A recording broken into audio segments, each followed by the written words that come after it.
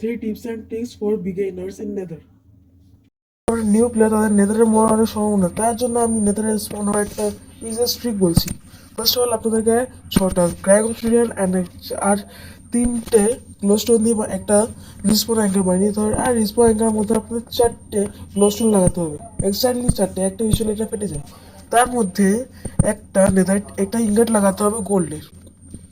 Ingot লাগানোর পরে আপনারা 4বার নেদারে স্পন হতে পারেন, লাইক দ্যাট। কারেন্টলি যতবার এই 4বার যদি স্পন হয়ে যায় তাহলে এখানের লাইটগুলো বন্ধ হয়ে যাবে, আর তারপরে আপনি আর নেদার স্পন হবেন না। আর যদি আপনার নেদারে আসেন তাহলে এরকম পিকলিস্ট আপনাদের মারতে পারে। এই কারণে যদি কেউ বাঁচতে চান তাহলে আপনাদেরকে যে কোনো গোল্ডেন আর্মার পরতে হবে, জাস্ট লাইক। যদি আপনার যে কোনো গোল্ডেন আর্মার পরে যদি নেদার চান তাহলে এই পিকলিস্ট আপনাদেরকে মারবে না।